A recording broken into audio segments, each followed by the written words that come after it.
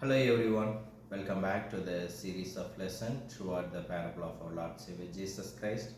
ஆண்டவர் இயேசு கிறிஸ்துனுடைய ஊமைகளை பற்றியதான சத்தியத்துக்குள்ளாய் உங்களை அன்போடு வரவேற்கிறேன்.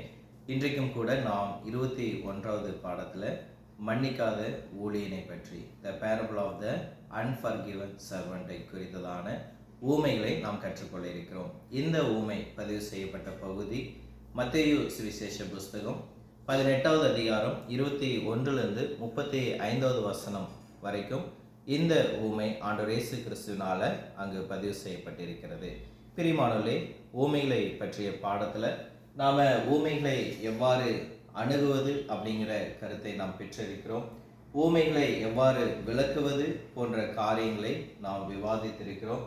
ஊமைகள் என்றால் என்ன, ஊமைகளின் வகைப்பாடுகள் என்ன போன்ற அநேக ஊமைகளை பற்றியதான சத்தியங்களை நாம் ஆரம்பத்திலிருந்து இன்ட்ரடக்ஷன்லேருந்து இது வரைக்கும் நம்ம பார்த்துருக்கிறோம். அவை இந்த ஒவ்வொரு ஊமையினுடைய முக்கிய பாடங்கள், அதே போல் மைய பொருட்களையும் நாம் பார்த்து வருகிறோம்.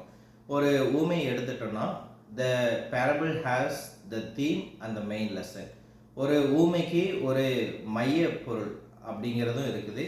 அந்த மைய பொருளுக்கு அடுத்தது அந்த ஊமை சொல்லக்கூடிய முக்கிய பாடம் என்ன அப்படிங்கிறது நாம் படிச்சுட்டு வர எல்லா ஊமைகளுக்கும் நம்ம கொடுக்குறோம். இந்த மைய பொருளையும் அதனுடைய முக்கிய பாடங்களையும் நம்முடைய நினைவில் கொள்ள வேண்டியது அவசியமாக இருக்கிறது. ஏனென்றால் இந்த மைய கருத்தும் அந்த முக்கிய பாடங்களும் அந்த ஊமையினுடைய அடிப்படை தத்துவத்தை, ஆண்டவர் இயேசு கிறிஸ்து அந்த ஊமைகளை போதித்ததனுடைய முக்கியத்துவத்தை அது நமக்கு புரிய வைக்கக்கூடியதாக இருக்கிறது.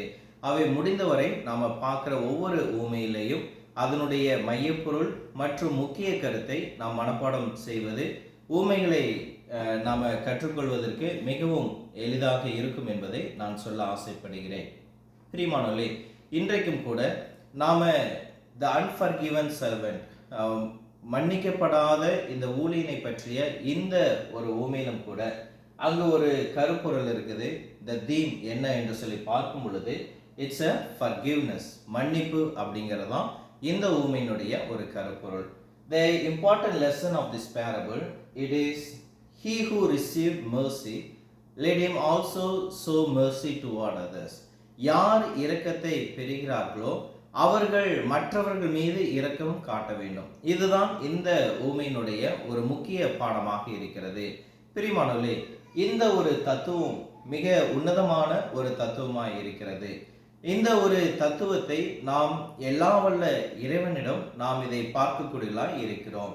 இன்றைக்கு நாம் ஒவ்வொருவருமே தேவனிடமிருந்து இரக்கத்தை நாம் பெற்றிருக்கிறோம்.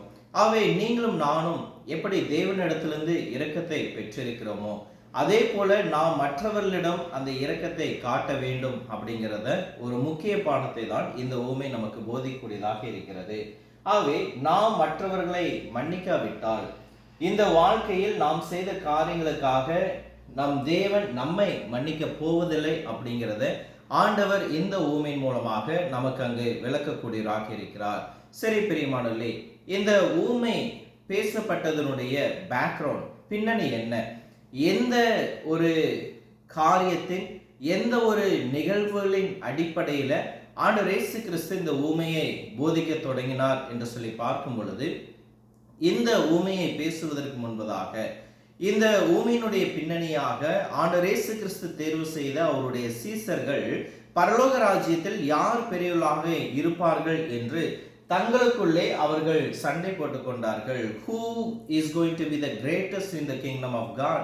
அப்போ ஆண்டவருடைய சீசர்களுக்குள்ளாக ராஜ்யத்தை ஆளப்போகும் அல்லது ராஜ்யத்தை குறித்து போதிக்கவும் ராஜ்யத்தை குறித்ததான ஒரு காரியத்தை பிரசங்கிக்கவும் தேர்வு செய்யப்பட்ட அந்த சீசர்கள் இங்கு ராஜ்யத்தை குறித்ததான பொறுப்புகளை தாண்டி அந்த ராஜ்யத்தின் மேன்மையான பொறுப்புகளுக்காக அவர்களுக்குள்ளாக சண்டை போட்டுக் கொண்டார்கள். பிரியமானவர்களே, இந்த ஒரு விஷயமானது இயேசு கிறிஸ்துவனுடைய பார்வையில் வருது. அதாவது இவர்களை மீன் பிடிக்கலாக இருந்த இவர்களை மனுஷர்களை பிடிக்கலாக ஆண்டவர் மாற்றும்படியாக அங்கு அழைத்து வந்தார். ஆனால் இவர்களோ அங்கு ராஜ்யத்தினுடைய மேன்மையான காரியத்தின் மீது இவர்கள் கருத்துள்ளவர்களாய் இங்கு சண்டை பண்ணி கொண்டு தங்களில் யார் பெரியவர்களாக இருப்பார்கள் என்பதன் மீது அதிக அக்கறை கொண்டவர்களாய் இருந்தார்கள். பிரியமானவர்களே, இந்த பொறாமை, இந்த ஒரு மேட்டுமையானது அங்கு பிரச்சனையை சீசலுக்குள்ளாக கொண்டு வந்தது. உண்மையாகவே இப்படிப்பட்ட ஒரு மேட்டிமைகள் அங்கு பிரச்சனைகளை உண்டாக்கக்கூடியதா இருக்கிறது, மனக்கசப்புகளை உண்டாக்கக்கூடியதா இருக்கிறது, பொறாமைகளையும் இது ஏற்படுத்தக்கூடியதா இருக்கிறது. கண்டிப்பாக எங்கெல்லாம் மேன்மை இருக்கிறதோ அங்கெல்லாம் இந்த பிரச்சனைகள் என்ன செய்வாருங்க, இது கொண்டு வரும்.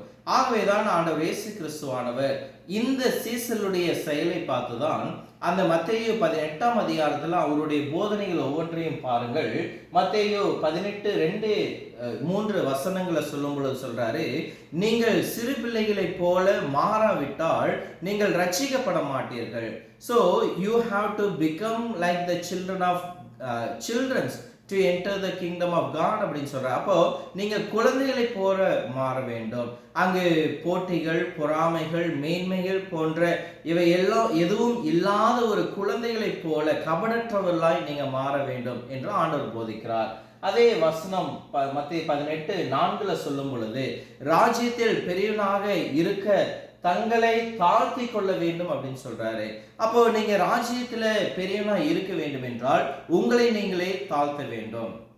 அதே வசனம் 5 அவர் சொல்லும் பொழுது, இந்த சிறியரில் ஒருவருக்கு இடரல் உண்டாக்குவதை விட ஒருவன் தன் கழுத்தில் எந்திரக்கல்லை கட்டிக்கொண்டு கடலில் தள்ளப்படுவது அவனுக்கு நலமாய் இருக்கும் என்று சொல்லுகிறார். அப்போ இந்த இடத்துல நீங்க இன்னொருவருக்கு இடரலா இருக்கக்கூடாது. அப்படி இடரலா இருப்பீர்கள் என்றால் எந்திரக்கல்லை உங்களுடைய கழுத்தில் கட்டிக்கொண்டு நீங்க கடலில் தள்ளப்படுவது அவனுக்கு என்னவா இருக்குமாங்க, நலமாய் இருக்கும். அடுத்த வசனம் 7 சொல்லும் பொழுது, இடர்கள் நிச்சயமாக வரும், ஆனால் எவன் மூலமாக இடர்கள் வருகிறதோ அந்த மனுஷனுக்கு ஐயோ. சோ சகோதரருக்குள்ள யார் இடர்களை உண்டு பண்ணுகிறார்களோ அவளுக்கு ஐயோ அப்படின்னு சொல்றாரு. அடுத்தது வசனம் 8-9 இடரல் உண்டாக்குவதை ஒருவன் அகற்றிவிட வேண்டும் என்றும் அவர் கூறுகிறார். அப்போ முடிந்த வரைக்கும் நம்மால் இடரல்கள் வராதபடி நீங்க பார்த்து கொள்ள வேண்டும் என்று இயேசு கிறிஸ்து சொல்லுகிறார். அதை தொடர்ந்து வசனம் 10 அவருடைய சீசர்களில் ஒருவரை அற்பமாய் எண்ணுவதற்கு எதிராக அவர் எச்சரிக்கிறார். ஆண்டவர் சொல்றாரு, உங்களுக்குள்ள நீங்க யாரு பெரியவன் என்று சொல்லி மற்றவர்களை நீங்க அற்பமாய் எண்ணாதபடி நீங்க என்ன செய்யுங்க, நீங்க எச்சரிக்கையாயிருங்கள். வசனம் 11 சொல்லும் பொழுது, காணாமல் போனதை தேடவும் ரட்சிக்கவும் வந்தவே ரட்சிக்கவுமே நான் வந்தேன் என்று ஆண்டவர் இயேசு கிறிஸ்து சொல்லுகிறார். அதை தொடர்ந்து வசனம் 12-14 வரை 99 ஆடுகளை பற்றிய ஊமைகளை அவர் சொல்லி ஒரு ஆத்மாவினுடைய மீட்பினுடைய மதிப்பை இயேசு கிறிஸ்து விளக்குகிறார். வசனம் 15-17 ஒரு சகோதரன் புண்படுத்தப்பட்டால் அவனை மீட்பதற்கு நாம் எவ்வாறு முயற்சி செய்ய வேண்டும் என்பதையும் ஆண்டவர் இயேசு கிறிஸ்து அங்க ஒரு கருத்தை வெளிப்படுத்துகிறார். அதை தொடர்ந்து வசனம் 18-20 பூமியில் மக்கள் தங்கள் கருத்து வேறுபாடுகளை தீர்க்க சந்திக்கும் போது அங்கேயும் அவர் இருப்பதாக ஆண்டவர் கூறுகிறார். அப்போ இதோட ஒரு பேக்ரவுண்ட், இப்படிப்பட்ட ஒரு கான்வர்சேஷன்ல தான் ஆண்டவர் இப்ப நம்ம பார்க்கக்கூடிய இந்த ஊமையை அவர் என்ன செய்யறாருங்க, அவர் பேச இருக்கிறார். ஆகவே இங்க ஒரு நிமிடம் நாம சிந்தித்து பார்க்க வேண்டியது என்னென்று சொல்லி பார்க்கும் பொழுது, எனக்கும் உங்கள் மேல் கோபம் அல்லது உங்கள் மேல் பொதுவாக கோபம் வரும் பொழுது நாம என்ன செய்கிறோம்? அந்த வசனத்தினுடைய இறுதியில 18ஆம் அதிகாரம் 20வது வசனத்துல ஆண்டவர் சொல்றாரு பாருங்க, பூமியிலே இந்த உலகத்திலே வாழ்கிற ஜனங்கள் தங்களுடைய சகோதரனுக்கு இருக்கக்கூடிய வேறுபாடுகளை தீர்க்க அவர்கள் சந்திக்கும் போது அங்கேயும் நான் இருப்பதாக கூறுகிறார். பொதுவாக நமக்கு எந்த ஒரு எனிமியும் இல்லை என்றாலும் பொதுவாக மற்றவர்கள் மீது மனஸ்தாபங்களும் கோபங்களும் வருத்தங்களும் நமக்கு இருக்கும். அப்போ இந்த கோபங்களும் வருத்தங்களும் மற்றவர்கள் மீது இருக்கும்போது அந்த கோபங்களை நம்ம எப்படி கையாளுகிறோம் அப்படிங்கிறத நம்ம பார்க்க வேண்டும். சில நேரங்களில் நம்முடைய தொலைபேசியை ஃபோனை எடுத்துக்கொண்டு நம்ம எல்லாருக்கும் ஃபோன் பண்ணி அவன் அப்படி பண்ணுறான் இப்படி பண்ணுறான் அவனை பாருங்க அப்படின்னு என்ன செய்வோம், ஃபோன் மூலமாக மற்றவர்களுக்கு நம்ம பேசுவோம். அல்லது அன்றைய நாட்களில் ஃபோன் இல்லாத நாட்களில் கடிதங்களில் இந்த சகோதரர் இந்த தவறு செய்கிறாரு, இப்படி பண்ணுறாரு அப்படி பண்ணுறாருன்ட்டு அவரை பற்றிய குற்றச்சாட்டுகளை நம்ம கடிதமாக எழுதி எல்லாருக்கும் அனுப்புவாங்க. அல்லது அவரு தொலைபேசியிலும் கடிதத்திலும் தொடர்பு கொள்ளாம மிக அருகாமையில இருக்கக்கூடிய ஒரு நபரா இருந்தார் அப்படின்னா என்ன செய்வாங்க, அவர்களை வீடு வீடாக சென்று பக்கத்து வீடு ஒவ்வொருத்தரா இங்க போய் அங்க போய் இங்க போய் என்று ஒவ்வொருவரிடம் அவர்களை பற்றிதான வருத்தத்தை புரணி பேசுவது போல பின்னிட்டு அவர்கள் பேசிக்கொண்டு அவர்களை பற்றி தவறா சித்தரித்துக் கொண்டிருப்பார்கள். பிரியமானவர்களே, ஆண்டவர் இங்கு சொல்லும் பொழுது நீங்கள் அதற்கு பதிலாக உங்களுக்கு யாரிடம் வருத்தம் இருக்கிறதோ அவரிடம் நீங்கள் சென்று, பார், நீ என்னை காயப்படுத்தினாய், நீ இதைத்தான் செய்தாய், நீ அதை சரி செய்வதை காண நான் விரும்புகிறேன் என்று சொல்வது நாம யாரும் கிடையாது. நம்ம நேரடியா போய் நீ இந்த மாதிரி தப்பு பண்ணிட்ட, நீ செய்தது தவறு, நீ உடனடியாக அதிலிருந்து மனம் திரும்பி நீ மன்னிப்பு கேளு, அல்லது நாம் அதை சரி செய்ய முயற்சிக்கலாம் என்று நாம் என்ன செய்வதில்லைங்க, நேரடியாக சென்று நாம் அந்த சகோதரனிடத்துல சொல்வதில்லை. லூக்கா 17:3 இதை நாம் எப்படி அணுக வேண்டும் அப்படிங்கிற ஒரு தத்துவத்தை நமக்கு போதிக்கிறது. அங்கு நமக்கு விரோதமாய் அங்கு கலகம் செய்கிற ஒரு சகோதரன் அவன் மனம் மாறினால் நாம் அவனை என்ன செய்ய வேண்டுங்கிறாருங்க, we must accept him. அவன் மனம் மாறினால் we must forgive him and we must accept and we must forgive. அப்போ நமக்கு எதிராக ஒரு நபர் தவறு செய்தவர் அவர் மனம் திரும்பும் பொழுது நாம் அவரை ஏற்று மன்னிக்க வேண்டும் அப்படிங்கிறத ஆண்டவர் இயேசு கிறிஸ்து வலியுறுத்துகிறார். ஆகவே மன்னிக்கும் மனப்பான்மையும் குணமும் என்னிடம் எப்போதும் இருக்க வேண்டும் அப்படிங்கிறத இயேசு கிறிஸ்து வலியுறுத்தக்கூடியவராய் இருக்கிறார். ஒருவேளை மன்னிக்கக்கூடிய ஒரு குணமும் மனப்பான்மையும் நம்மிடத்துல இல்லை என்றால் நாம் ஒரு உண்மையான கிறிஸ்துவனாய் இருக்க முடியாது.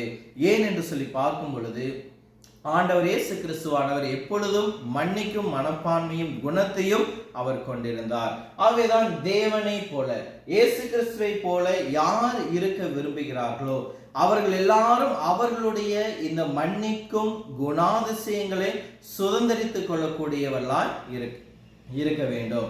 பிரியமானவர்களே, இந்த ஒரு சூழலில் தான் பேதுரு ஆண்டவர் இயேசு கிறிஸ்துவிடத்துல ஒரு கேள்வி கேட்டாரு. கர்த்தர் அந்த மன்னிக்காத ஊழியனை பற்றியதான ஒரு ஊமையை இங்கு எழுப்பக்கூடியவராக இருக்கிறார். அப்போ பேதுரு ஒரு கேள்வியை கேட்கிறாரு. இந்த ஒரு சகோதரன் இன்னொரு சகோதரனுக்கு விரோதமாக தவறு செய்யும் பொழுது நம்ம எத்தனை முறை மன்னிக்க வேண்டும் என்கிற ஒரு கேள்வி பேதுரு மூலமாக எழும்புகிறது. அந்த கேள்விக்கு பதில் தரும் வண்ணமாகவே ஆண்டவர் இயேசு கிறிஸ்து இந்த ஊமையை இங்கு துவங்குகிறார். இந்த ஊமையில நம்ம பார்க்கக்கூடிய முக்கிய பாடம் 1 மத்தேயு 18:21-22 வரை நாம் வாசிக்க கேட்போம். அப்பொழுது பேதுரு அவரிடத்தில் வந்து, ஆண்டவரே, என் சகோதரன் எனக்கு விரோதமாக குற்றம் செய்து வந்தால் நான் எத்தனை தரம் மன்னிக்க வேண்டும்? 7 தரம் மட்டுமோ என்று கேட்டான். அதற்கு இயேசு, 7 தரம் மாத்திரமல்ல, 770 தரம் மட்டும் என்று உனக்கு சொல்லுகிறேன் என்று ஆண்டவர் இயேசு கிறிஸ்து சொன்னார். பிரியமானவர்களே, சில நேரங்கள்ல பேதுருவை பற்றி நாம் பார்க்கும்போது பேதுருவின் மீது நாம் என்ன செய்கிறோம், கோபம் படக்கூடியலா இருக்கிறோம். ஏன் என்று சொல்லி பார்க்கும் பொழுது பேதுரு ஒரு எண்ணிக்கையோடு இங்கு ஆண்டவரிடத்துல வந்திருக்கிறாரு. ஆண்டவரே, 7 முறை மன்னிக்கிறதா, அல்லது 7 முறை என்னுடைய சகோதரன் எனக்கு விரோதமாய் பாவம் செய்தால், தவறு செய்தால் அவனை நான் எத்தனை தரம் மன்னிக்க வேண்டும்? 7 தரமா அப்படின்ட்டு அந்த நம்பரை என்ன செய்யறாருங்க, பேதுரு தான் இங்கு கொண்டு வருகிறார். பிரியமானவர்களே, அவனுக்கும் எனக்கும் 7 முறை தீங்கு செய்தால் நான் அவனை மன்னிக்க வேண்டுமா? பிரியமானவர்களே, நீங்க சில நேரங்களில் நினைக்கலாம், எவ்வளவு தைரியமாக பேதுரு இந்த 7 முறை அப்படிங்கிற ஒரு காரியத்தோடு அங்கு தேவன் முன்னாடி வந்தார் அப்படின்னு. பிரியமானவர்களே, நமக்கு தெரியவில்லை பேதுரு எதனால் அந்த 7 அப்படிங்கிற நம்பரை கொண்டு வந்தார். ஒருவேளை 7 முறை அவர் தவறு செய்தாரா, அல்லது எதனுடைய அடிப்படையில் அது கொண்டு வந்தாருன்னு தெரியல. ஆனா பேதுருவை நாம குறை கூறுவதை விட நாம் இந்த இடத்துல பேதுருவை பாராட்ட வேண்டியது அவசியமாய் இருக்கிறது.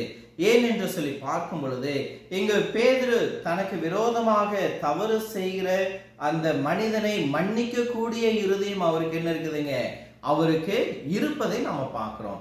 அப்போ அவர் சொல்றாரு, நான் மன்னிக்கிறேன், ஆனா எத்தனை முறை மன்னிக்கட்டும்? நான் 2-3 தடவை மன்னிக்கட்டுமா அல்லது 7 முறை வரைக்கும் நம்ம மன்னிக்கட்டுமா அப்படின்னு கேட்டார் அப்படின்னா, he must be forgiven for some several reason. சில காரணங்களுக்காக அவர் என்ன செஞ்சுட்டு இருக்கலாங்க, அவர் மன்னித்து கொண்டே வந்திருக்கலாம். இப்போ நான் 7 முறை வந்துருச்சேன், இதுக்கு மேலேயும் நான் மன்னிக்கணுமா அப்படிங்கிற ஒரு அடிப்படையில கூட பேதுரு அதை கேட்டிருக்கலாம். ஆனா இந்த ஒரு கேள்வி எதை நமக்கு வெளிப்படுத்துகிறது என்று சொல்லி பார்க்கும் பொழுது, அங்கு 7 முறை என்பது அங்கு பேதுரு 7 முறை கூட மன்னிக்கக்கூடிய ஒரு இருதயம் அவருக்கு இருந்திருக்கிறது. இன்றைக்கு அந்த இருதயம் அநேகரிடத்துல இல்லை. ஏன் இல்லைங்க? இன்றைக்கு ஒரு முறை தவறு செய்தாலும் கூட, ஒரு முறை கூட ஒருவரை மன்னிக்காத இருதயம் இன்றைக்கு அநேகருக்கு இருக்கிறது. நான் செத்தாலும் அவனை மன்னிக்க மாட்டேன் அப்படின்னு சொல்ற அளவுக்கு இன்னைக்கு அநேகர் மன்னிக்க கூடிய இருதயம் இல்லாதவர்களாய் இங்க இருக்கிறார்கள். சரி, இப்ப பேதுருவின் இடத்துல ஆண்டவர் இயேசு கிறிஸ்து சொல்றாரு, நீ 7-70 முறை என்ன செய்ய வேண்டும்? மன்னிக்க வேண்டும். அப்போ 7-70 முறை நம்ம மேத்தமேட்டிக்ஸ்ல நம்ம கணக்கு போட்டு பார்த்தோம் அப்படின்னா அது 490 முறை அப்படின்னு வருது. அப்ப ஆண்டவர் இயேசு கிறிஸ்து இங்கு 490 முறை நீ ஒருவனை மன்னிக்கணும் அப்படிங்கிற நம்பர் அவர் என்ன செய்யலைங்க, அடையாளப்படுத்தல. 491 போனா நம்ம மன்னிக்க கூடாது அப்படின்னு அடையாளம் இல்லை. அப்ப ஆண்டவர் 7-70 முறை நீ மன்னிக்க வேண்டும் அப்படின்னு சொல்லும் பொழுது ஆண்டவர் சொல்ல வரக்கூடிய ஒரு விஷயம் என்ன அப்படின்னு சொல்லி பார்க்கும் பொழுது, it is not about numbers but it is about the expandness of the forgiveness. மன்னிப்பை எவ்வளவு தூரம் ஆண்டவர் விரிவுபடுத்துறாரு அப்படிங்கிறத பார்க்கிறோம். அப்போ மன்னிப்பு என்பது அது முடிவில்லாதது. மன்னிப்பு என்பது அதற்கு கட்டுப்பாடுகள் இல்லை. ஒரு மனிதனை மன்னிக்குவதற்கு ஒரு எண்ணிக்கைகள் இல்லை அப்படிங்கிறத ஆண்டவர் இந்த ஒரு விஷயத்துல சொல்றாரு. ஆகவே 7-70 முறை அப்படின்னு ஆண்டவர் இயேசு கிறிஸ்து சொல்லும் பொழுது, நீ முடிவில்லாமல், கணக்கில்லாமல், கட்டுப்பாடுகள் இல்லாமல் ஒவ்வொரு முறையும் உன்னுடைய சகோதரன் மனம் திரும்பி வரும் பொழுது நீ அவனை மன்னித்து ஏற்றுக்கொள் அப்படின்னு ஆண்டவர் சொல்றாரு. ஆகவே உங்கள் சகோதரன் எத்தனை முறை உங்களுக்கு தீங்கு செய்தாலும் அவன் அதை சரி செய்யும் போது, if he is repent, நாம் என்ன செய்யணுங்க, நாம மன்னிக்க வேண்டியது நமக்கு தேவனால் கொடுக்கப்பட்ட ஒரு கடமையாக இருக்கிறது. சரி, இந்த வசனத்துல லூக்கா 17ஆம் அதிகாரம் 4வது வசனத்தை நாம் கவனித்து பார்ப்போம். அவன் ஒரு நாளில் 7 தரம் உனக்கு விரோதமாய் குற்றம் செய்து 7 தரமும் உன்னிடத்தில் வந்து நான் மனஸ்தாபப்படுகிறேன் என்று சொன்னால் அவனுக்கு மன்னிப்பாயாக என்றான். அப்ப பாருங்க, the same day, ஒரே நாளில் 7 முறை ஒருவனுக்கு விரோதமா ஒரு காரியத்தை செய்யறாரு. அந்த 7 முறையும் வந்து மன்னிப்பு கேட்கிறாரு. இப்ப நம்ம மன்னிக்கலாமா? பிரியமானவர்களே, எனக்கு அந்த மாதிரி ஒரு சம்பவம் நடந்ததில்ல. ஒரே நாள்ல ஒரே நபர் 7 முறை தவறு செஞ்சு 7 முறை வந்து அங்கு மன்னிப்பு கேட்டதாக ஒருவேளை உங்களுக்கு அது இருக்கலாம். ஆனால் இந்த இடத்துல நடக்கப்பட்ட ஒரு சம்பவத்துல அங்க பேதுரு குறிப்பிடும் பொழுது 7 நாள்ல 7 ஒரே நாள்ல 7 தரம் வந்து தவறு செய்து 7 தரம் மன்னிப்பு கேட்ட ஒரு சகோதரன் இருக்கிறான். அவனை மன்னிக்கலாமா அப்படின்னு கேட்கும் பொழுது இங்க வேதவசனம் சொல்லுகிறது, லூக்கா 17:3, நான் அவனை கண்டிக்க வேண்டிய கடமையில் நான் இருக்கிறேன், பின்னர் அவன் மனம் திரும்பினால் அவனை மன்னிக்க வேண்டிய கடமையும் என்ன இருக்குதுங்க, நமக்கு இருக்கிறது. ஆகவே அவர் எத்தனை முறை தவறு செய்கிறார் என்பதை நம்ம பார்க்க கூடாது. மாறாக அவர் உண்மையாக தன்னுடைய தவறிலிருந்து மனம் திரும்பியிருப்பார் என்றால் அவரை நாம் மன்னிக்க வேண்டியது அவசியமாக இருக்கிறது. பிரியமானவர்களே, இங்க ஒரு ஃபால்ஸ் டீச்சிங், ஒரு தவறான ஒரு கொள்கையை, தவறான போதனைகளை இந்த வசனத்திலிருந்து போதிக்கக்கூடியவர்கள் இருக்கிறார்கள். அதாவது என்ன என்று சொல்லி பார்க்கும் பொழுது, எல்லாம் வல்ல இறைவன் அன்பானவர், அவர் கிருபையுள்ளவர், அவர் மன்னிப்பவர், இது உண்மைதான். ஆனால் நாம் அவருக்கு விரோதமாக குற்றம் செய்துவிட்டு மனம் மாறும் வரை அவர் உங்களையோ என்னையோ மன்னிக்க மாட்டார் என்று இதற்கு மாறாக போதிக்கக்கூடிய அநேக போதகர்களை நாம பார்க்கக்கூடியலாம் இருக்கிறோம். அவங்க சொல்லுவாங்க, கர்த்தர் அன்பானவர், கர்த்தர் கிருபையுள்ளவர், அவர் மன்னிக்க கூடியவர். ஆனா நீங்கள் அவருக்கு விரோதமா பாவம் செய்தீங்கன்னா அவர் உங்களை மன்னிக்கவே மாட்டார் என்று சொல்லக்கூடிய இருக்கிறார்கள். பிரியமானவர்களே, அவர் God is a forgiveness God. நம்முடைய தேவன் மன்னிக்கக்கூடிய ஒரு தேவனாக இருக்கிறார். அவர் அன்பு நிறைந்த கிருபை நிறைந்த ஒரு தேவனாக இருக்கிறார். நாம் மனம் திரும்பி நம்முடைய இருதயத்திலிருந்து கர்த்தரிடத்தில் நாம் மனம் திரும்புவோம் என்றால் He is there and He is ready to forgive you and He ready to accept you. ஆனால் இதை இன்றைக்கு அநேகர் மாற்றி தவறாக போதிக்கக்கூடியவர்களாக இருக்கிறார்கள். இதற்கு ஒரு உதாரணம் யார் அப்படின்னா நம்முடைய இரட்சகராகிய இயேசு கிறிஸ்துவானவர். நீங்க இயேசு கிறிஸ்துவை நீங்க என்ன செய்யுங்க, சிந்தித்து பாருங்கள். ஆண்டவர் இயேசு கிறிஸ்துவின் இடத்திலிருந்து நாம் மன்னிக்கக்கூடிய ஒரு குணாதிசயங்களை நாம கற்றுக்கொள்ளக்கூடியவர்களாக இருக்கிறோம். அதிலும் விசேஷமாக ஆண்டவர் இயேசு கிறிஸ்துவனுடைய சிலுவையில் அவருக்கு இருந்த அந்த மனப்பான்மையை மன்னிக்கக்கூடிய இருதயத்தை நீங்கள் என்ன செய்யுங்கள், நீங்கள் சிந்தித்து பாருங்கள். அவர் சிலுவையிலிருந்து கூட அவர் சொல்றாரு, பிதாவே இவர்கள் செய்கிறது இன்னதென்று அறியார்கள், இவர்களை மன்னி அப்படின்னு தன்னை சிலுவையில் அறைந்தவர்களுக்காக இயேசு கிறிஸ்து என்ன செய்யறாருங்க, அவர் மன்னித்து அவர் ஜெபிக்கிறார். ஆனால் இந்த மன்னிப்பு நிபந்தனைக்கு உட்பட்டது. அப்போஸ்தலர் 2 லூக்கா 17:3 இருக்கிற வண்ணமாக, உங்களை குறித்து எச்சரிக்கையாக இருங்கள், உன் சகோதரன் உனக்கு விரோதமாய் குற்றம் செய்தால் அவனை கடிந்து கொள், அவன் மனஸ்தாபப்பட்டால் அவனுக்கு என்ன செய்வாயாக, மன்னிப்பாயாக. இந்த மன்னிப்பு என்பது it is not a freedom but there is a conditional in the forgiveness. ஒரு கட்டுப்பாடுகளை தேவன் மன்னிக்கக்கூடிய விஷயத்துல வச்சிருக்கிறார். என்ன என்று சொல்லி பார்க்கும் பொழுது, ஒரு சகோதரனுக்கு விரோதமாய் குற்றம் செய்தால் அவனை கடிந்து கொள், you must reproach him.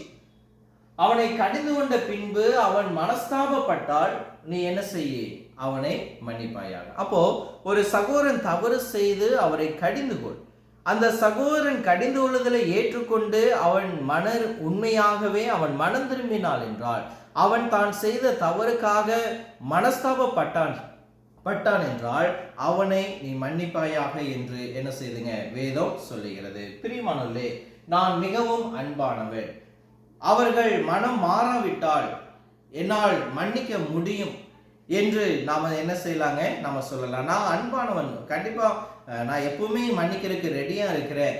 அவங்க மனம் மாறல அப்படின்னா என்னால எப்படி மன்னிக்க முடியும் என்று சொல்லக்கூடல நம்ம பார்க்கிறோம். பிரியமானவர்களே, நீங்கள் செய்வது அவர்களை தேவபக்தியற்ற முறையில அது வாழ ஊக்குவிப்ப ஒரு காரியமாக இருக்கிறது. இன்னும் சுருக்கமா சொல்லணும் அப்படின்னா, இன்றைக்கு அநேகர் சொல்லுவார்கள், நான் என்ன செய்ய, நான் அன்பானவன், நான் எல்லாரையும் நேசிக்கிறவன், அவன் மனம் திரும்பினாலும் சரி மனம் திரும்பாவிட்டாலும் சரி நான் அவனை எப்பவும் ஏற்றுக்கொள்ள தயாராக இருக்கிறேன். இப்படிப்பட்ட குணத்தை உடையவர்களும் இருக்கிறார்கள். சரி, இது ஒரு நல்ல குணமா அப்படின்னு சொல்லி பார்க்கும் பொழுது, இந்த ஒரு குணாதிசயம் நல்லது. ஆனால் இந்த குணாதிசயம் அந்த சகோதரனை தேவபக்தியற்ற வழியில அவருடைய தவறுகளை உற்சாகப்படுத்தும் விதத்துல நாம் அவரை வழிநடத்தக்கூடியதாக இருப்போம். ஆகவே இதை நாம் செய்யக்கூடாது. ஒருவன் மனம் திரும்பாத பட்சத்துல அவரை நாம் ஏற்றுக்கொள்ளக்கூடாது. ஒருவர் மனம் திரும்பாத பட்சத்துல நம்ம தொடர்ந்து அவர் மீது அன்பு செலுத்தி அவரை அரவணைப்போம் என்றால் அவருக்கு தான் செய்கிற தவறு இன்னது அப்படின்னு தெரியாது. உதாரணத்துக்கு நம்ம பார்க்கும் பொழுது, ஒரு கணவன் ஒரு மனைவிக்கு துரோகம் செய்கிறார். அப்போ இந்த மனைவி, என்னுடைய கணவன் வீட்டுக்கு லேட்டா வராரு, பரவாயில்ல, தினமும் தண்ணி போட்டு வராரு, பரவாயில்ல, நான் எதையும் அதை பத்தி கேட்க போறதில்ல, நான் அவரை மன்னிக்கிறேன், அவர் என்னமோ பண்ணிட்டு போறாரு அப்படின்னு ஒரு மனைவி சொல்லுவாங்க. அப்படின்னா காலப்போக்கில் இந்த மனைவியினுடைய செயல், இந்த கணவனை கண்டிக்காதது, கணவனுடைய தவறை உணர்த்தாதது அவரை ஒரு தவறான வழியில என்ன செய்யுங்க, அங்கு கொண்டு போய் நிற்கும். அந்த சகோதரனை வேசித்தனத்திலும் விபச்சாரத்திலும் மற்ற அநேக மோசமான காரியங்களும் அவருக்கு ஊக்குவிக்கும்படியாக அந்த ஒரு காரியம் நடைபெறும். அதே போல இன்னொரு உதாரணம் பாருங்க. ஒரு தொழிலாளி இருக்கிறாரு, ஒரு முதலாளி இருக்கிறாரு. அப்போ அந்த தொழிலாளி தன்னுடைய கடையில வேலை செய்யக்கூடிய முதலாளி தன்னுடைய கடையில வேலை செய்யக்கூடிய தொழிலாளி அங்க பணத்தை திருடுறாரு, அவரு கடையில தேவையில்லாத விஷயங்களை பண்றாரு அப்படின்னு தெரிஞ்சிருந்தோம். சரி நான் அவரை நேசிக்கிறேன், அவரை கண்டிக்க கூடாது அப்படின்னு அவரை விட்டுட்டு இருந்தார் அப்படின்னா நாளடைவில் அந்த தொழிலாளி திருடனாவதற்காக இந்த முதலாளி என்ன செய்யறாருங்க, ஊக்குவிக்கிறார். அப்போ எங்க ஒரு தவறு நடக்கிறதோ அங்க நாம அன்பு செலுத்துகிறேன் அப்படின்னு சொல்லிட்டு நம்ம கண்டிக்காமல் விடும்போது அவர்களுடைய தவறுகளை ஊக்குவித்து அவர்கள் செய்யக்கூடிய சிறிய தவறுகளை நம்ம எங்க கொண்டு போய் நிறுத்துங்க, நாம பெரிய தவறுல கொண்டு போய் நிறுத்திடுவோம். அப்போ பாருங்க, மன்னிக்கக்கூடிய குணாதிசயம் அவசியம். It is a conditional. அது எப்போ அப்படின்னா அவர்கள் மனம் திரும்பும் பொழுது நாம் அவர்கள் என்ன செய்யணுங்க, மன்னிக்க வேண்டும். ஆண்டவர் இயேசு கிறிஸ்து மன்னிக்கக்கூடிய குணாதிசயத்தை நம்ம சிலுவையில் பார்த்தோம். ஆண்டவரே தாங்கள் செய்கிறது இன்னதென்று அறியார்கள் என்று கூறி தன்னை சிலுவையில் அறைந்த, தன்னை பரியாசம் பண்ணின, தன்னை கொலை செய்தவர்களுக்காக ஆண்டவர் இயேசு கிறிஸ்து என்ன செய்தாருங்க, அங்க பிதாவின் இடத்துல மன்னிப்பு கேட்டார். அப்போஸ்தலர் 2ஆம் அதிகாரத்துல கூட பேதுரு அங்க இருக்கிறவர்களை பார்த்து, யூதர்களை பார்த்து சொன்னார், நீங்க குற்றமற்ற தேவ ஆட்டுக்குட்டி என்ன செய்தீர்கள், நீங்க கொலை செய்தீர்கள் அப்படின்னு சொல்லும் பொழுது அவங்க என்ன செய்தார்கள், அவர்கள் உண்மையாகவே மனம் திரும்பி நாங்கள் என்ன செய்ய வேண்டும் என்று என்ன செய்தார்கள், இருதயத்தில் குத்தப்பட்டவர்களாய் தாங்கள் என்ன செய்ய வேண்டும் என்று கேட்டார்கள். பிரியமானவர்களே, ஆகவே வேதவசனம் நமக்கு சொல்லும் பொழுது ஒருவர் மனம் மாறும் வரை அவர்கள் மன்னிக்கப்பட மாட்டார்கள் என்பதை வேதம் நமக்கு திரும்ப திரும்ப என்ன செய்யுதுங்க, அது சொல்லக்கூடியதா இருக்குது. அப்போ ஒருவன் மன்னிக்கப்பட வேண்டும் என்றால் அவன் மனமாற்றம் அடைய வேண்டியது மிக மிக அவசியம். எனவே நாம கவனிக்கக்கூடிய விஷயம், மன்னிப்பு என்பது மற்றவர் சரியானதை செய்வதை பொறுத்தே என்ன செய்யக்கூடியதா இருக்குதுங்க, அது அமையக்கூடியதாக இருக்கிறது. அதை தான் நம்ம பெந்தோஸ்தே நாளில் பார்த்தோம். யூதர்கள் என்ன செய்தார்கள், அவர்கள் கிறிஸ்துவை கொலை செய்தார்கள். பேதுரு அதை நேரடியாக சொன்னார், நீங்க தான் கொலை செய்தீர்கள் அப்படின்னாங்க. அப்ப அவர்கள் இருதயத்தில் குத்தப்பட்டவர்களாக, நாம தவறு செய்து விட்டோம், நாம குற்றமற்றவரை நாம சிலுவையில் அறைந்து விட்டோம், தேவ ஆட்டுக்குட்டியை நாம சிலுவையில் அறைந்து விட்டோம், நாங்க தவறு செஞ்சிட்டோம், இப்ப நாங்க என்ன செய்ய வேண்டும் என்கிற ஒரு உண்மையான மனம் திரும்புதலோடு அவர்கள் பேதுருவினிடத்துல போனார்கள். அந்த மனம் திரும்புதலோடு சென்ற அந்த 3000 பேர் பெந்தோஸ்தினால் என்ன செய்யப்பட்டார்கள், ரட்சிக்கப்பட்டார்கள். பிரியமானவர்களே, இன்றைக்கு அநேகர் இந்த உலகத்துல சொல்லலாம், அவர் என்னை காயப்படுத்தி இருந்தால், இப்போது நான் அவருக்கு தீங்கு செய்திருந்தால் நான் அதை சரி செய்து என்னை மன்னியுங்கள் என்று சொல்லும் வரை அவர் என்னை என்ன செய்ய வேண்டியதில்லைங்க, மன்னிக்க தேவையில்லை. இன்னும் சொல்லணும் அப்படின்னா, ஒரு சகோதரன் உங்களுக்கு விரோதமா தவறு செஞ்சுட்டு அந்த தவறை உணராதவராய் இருக்கும் வரைக்கும் நீங்க என்ன செய்ய தேவையில்லைங்க, மன்னிக்க தேவையில்லை. அந்த சகோதரன் தன்னுடைய தவறுகளை உணர்ந்தவர்களாய் உங்களிடத்துல வந்து, நான் உங்களுக்கு விரோதமா பாவம் செஞ்சுட்டேன், உங்களுக்கு விரோதமா தவறு செஞ்சுட்டேன், உங்களுக்கு விரோதமா பேசிட்டேன், தயவு செய்து என்னை மன்னித்து விடுங்கள் என்று அவர் மனம் திரும்பி உங்களிடத்தில் வராத பட்சம் வரைக்கும் நாம் என்ன செய்ய வேண்டியதில்லைங்க, நாம் அவர்களை மன்னிக்க தேவையில்லை. என்ன இப்படி சொல்றீங்களே அப்படின்னு கேட்டிங்கன்னா, இதற்கு ஒரு உதாரணம் இருக்குது. அதாவது உங்களுடைய வீட்டில் இருக்கக்கூடிய ஒரு தொலைக்காட்சியை உங்களுடைய நெய்பர் என்ன செய்கிறாங்க, திருடிட்டாங்க. இப்போ ஒரு நாட்களில் அந்த நெய்பர் பக்கத்து வீட்டுக்காரங்க மீண்டும் உங்களிடத்துல வந்து சொல்கிறாங்க, நாங்கள் உங்களுடைய தொலைக்காட்சியை நாங்கள் திருடிட்டோம், அதை வந்து நாங்கள் ஒப்புக்கொள்கிறோம் அப்படின்னு அவங்க சொல்கிறாங்க. சரி, நீங்கள் சொல்கிறீங்க, சரி பரவாயில்ல, என்னுடைய தொலைக்காட்சி எங்கே அப்படின்னு நீங்கள் கேட்குறீங்க. அவங்க சொல்கிறாங்க, ஓ அது எங்களுக்கு ரொம்ப யூஸ்ஃபுல்லாக இருக்குது, எங்கள் வீட்டில் நாங்கள் எப்போவுமே அந்த டிவி தான் நாங்கள் பார்த்துட்டு இருக்கிறோம், அந்த தொலைக்காட்சி எங்களுக்கு ரொம்ப பிரயோஜனமாக இருக்குது அப்படின்னு தான் சொல்கிறாங்களே தவிர, அந்த தொலைக்காட்சி நாங்கள் என்ன செய்ய மாட்டோம், உங்கள்கிட்ட வந்து திருப்பி கொடுக்கும் அப்படின்னு அவங்க என்ன செய்ய போகிறதில்ல, சொல்ல போகிறதில்ல. அப்போது அவர்களிடத்துல என்ன இல்லைங்க, உண்மையான மனமாறுதல் இல்லை. சும்மா வாயில வந்து நான் தப்பு பண்ணிட்டேன் அப்படின்னு தான் சொல்றாங்களே தவிர, அவர்கள் செய்த தவறை அவர்கள் திருத்தவில்லை. அவங்க செய்த தவறை திருத்தணும் அப்படின்னா அந்த திருடி சென்ற அந்த தொலைக்காட்சி என்ன செய்யணுங்க, திருப்பி வந்து அவங்ககிட்ட கொடுத்து, நாங்க தவறு செஞ்சிட்டோம், இந்தாங்க உங்க தொலைக்காட்சி நீங்க வச்சுக்கோங்க அப்படின்னு சொன்னா அதுதான் உண்மையான மனம் திரும்புதல். அவர்களை நாம் மன்னிக்க வேண்டியது அவசியம். ஆனால் வாயின் வழியில் மன்னிப்பை கேட்டுட்டு அவர்கள் செய்த தவறெல்லாம் அவர்கள் மனம் திரும்பாத பட்சத்தில் நாம் மன்னிக்க வேண்டிய அவசியம் இல்லை அப்படிங்கிறதையும் நாம் புரிந்து கொள்ள வேண்டியது அவசியமாக இருக்கிறது. பிரியமானவர்களே, உங்களிடத்தில் நாம் இதை கேட்கும் பொழுது நீங்கள் ஒரு நாளில் 7 முறை தேவனுக்கு விரோதமாக குற்றம் செய்வது உண்டா? ஒருவேளை இருக்கலாம், அல்லது ஒருவேளை இல்லாமல் இருக்கலாம். நாம் நம்மை மன்னிக்க வேண்டும் என்று நாம் விரும்புகிறோமா? தேவனிடத்துல 7 முறை ஒருவேளை தவறு 4 முறை தவறு செஞ்சிருக்கலாம். ஆகவே அந்த செய்த தவறுகள் இல்லாம என்னுடைய தேவன் நான் மன்னிக்கணும், இன்னைக்கு ஒரே நாள்ல இத்தனை பாவம் செஞ்சுட்டு நான் மன்னிக்கணும் அப்படின்னு கர்த்தரிடத்துல நாம கேட்போமா அப்படின்னா நிச்சயமாக. அப்போ நாம நம்முடைய தேவனிடத்துல ஒரு நாள்ல 4, 5, 7 தவறுகளை செய்து அந்த எல்லா தவறுகளையும் கர்த்தர் மன்னிக்க வேண்டும் என்று நாம் எதிர்பார்க்கும் பொழுது, அதே போல நம்முடைய சக மனிதன், நமக்கு தெரிந்த ஒரு மனிதன் நமக்கு விரோதமாய் அப்படிப்பட்ட பாவங்களை செய்து நம்ம இடத்துல மன்னிப்பை கேட்கும் பொழுது, நாமும் அவருக்கு என்ன செய்யணுங்க? மன்னிக்க வேண்டியது அவசியமாக இருக்கிறது. அதுதான் சரியானதாக கூட இருக்கும். சரி, அடுத்ததாக முக்கிய கருத்து 2 இந்த ஓமையில மத்திய 18வது அதிகாரம் 23 27 வசனம் வரை. எப்படி எனில், பரலோக ராஜ்யம் தன் ஊழியக்காரிடத்தில் கணக்கு பார்க்க வேண்டும் என்றிருந்த ஒரு ராஜாவுக்கு ஒப்பாய் இருக்கிறது. அவன் கணக்கு பார்க்க தொடங்கின போது 10,000 தாலந்து கடன் பட்டவன் ஒருவனை அவனுக்கு முன்பதாக கொண்டு வந்தார்கள். கடனை தீர்க்க அவனுக்கு நிர்வாகம் இல்லாதபடியால் அவனுடைய ஆண்டவன் அவனையும் அவன் பெண்ஜாதி பிள்ளையும் அவனுக்கு உண்டான எல்லாவற்றையும் விட்டு கடனை தீர்க்கும்படி கட்டளையிட்டான். அப்பொழுது அந்த ஊழியக்காரன் தாழ விழுந்து வணங்கி, ஆண்டவனே, என்னிடத்தில் பொறுமையாயிரும், எல்லாவற்றையும் உமக்கு கொடுத்து தீர்க்கிறேன் என்றான். அந்த ஊழியக்காரனுடைய ஆண்டவன் மனதிறங்கி அவனை விடுதலை பண்ணி கடனையும் அவனுக்கு என்ன செய்து விட்டான்? மன்னித்து விட்டான். அப்ப இங்க ஒரு மனிதன், ஒரு ராஜா இருக்கிறாரு. அந்த ராஜா ஒருத்தருக்கு கடன் தந்திருக்கிறாரு. அந்த கடன் தந்த காசு திரும்ப கேட்க வரும் பொழுது அவன் திரும்ப செலுத்த அந்த இடத்துல இல்லை. அப்போ அவனுடைய பெண் ஜாதிகளையும் பிள்ளைகளையும் அவனுக்கு உண்டான எல்லாவற்றையும் சிறையில போட சொல்றாரு. இவன் அந்த ராஜன் இடத்துல கெஞ்சுகிறான், ராஜாவே, எனக்கு கொஞ்சம் அவகாசம் தாங்க, எனக்கு கொஞ்சம் நேரம் தாங்க, நான் எல்லாத்தையும் என்ன செஞ்சிடறேன், நான் அடிச்சிடறேன்னு சொல்லும் பொழுது அந்த ராஜா மனம் திரும்பி இவனுடைய கடன்களை என்ன செய்தாருங்க? அவர் மன்னித்து விட்டார். அப்ப இவனுடைய கடன் பெரியது.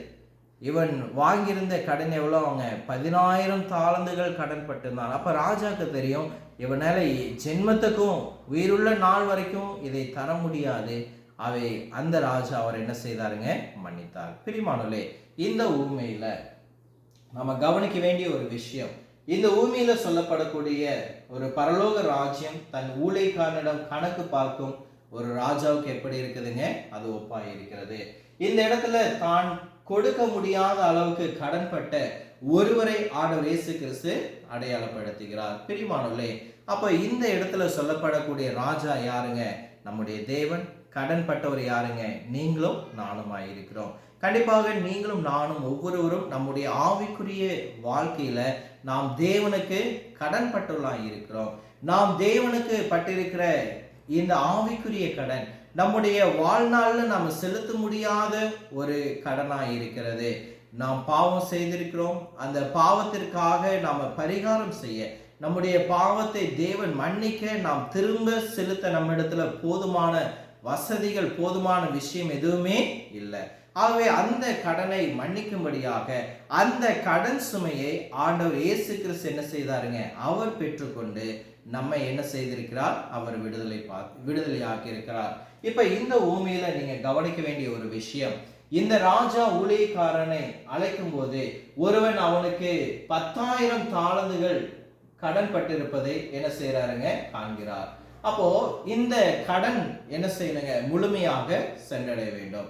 இப்ப இந்த மனிதன் பெற்றிருக்கிற இந்த கடனை நம்முடைய வில்லியம் மெக்ரேவி அப்படிங்கிறவரு சொல்லப்பட்ட அந்த ஊமையினுடைய விளக்கத்துல அங்கு 10,000 தாலந்துகள் இருக்குது இல்லைங்களா? அன்றைய நாட்களில் சொல்லப்பட்ட ஒரு தாலந்து என்பது 1,600 அமெரிக்க டாலருக்கு சமம். எவ்வளவுமாங்க? 1,600 அமெரிக்கன் டாலர். எத்தனைங்க? ஒரு தாலந்து. அப்ப இந்த மனிதன் எத்தனை தாலந்துகளை வாங்கியிருந்தாருங்க? அங்கு 10,000 தாலந்துகளை பெற்றிருந்தார். அப்ப அது எத்தனை மில்லியன் அப்படின்னா 16,000 மில்லியன் டாலர். இன்னும் நம்முடைய இந்திய மதிப்புல பார்க்கும் பொழுது கிட்டத்தட்ட 1.6 கோடி பணத்திற்கு அது என்னவா இருக்குதுங்க? அது சமமா இருக்குது. அப்ப அவனுடைய கடன் எப்படிப்பட்ட கடனுங்க? அது மிகப்பெரிய ஒரு கடன். 1.6 கோடி அப்படிங்கிறது அந்த மனிதன் நினைத்து பார்க்க திருப்பி செலுத்த முடியாத ஒரு கடனாக இருக்கிறது. ஆனால் அந்த மனிதனுடைய மனப்பான்மை என்னவென்று தெரியுமா?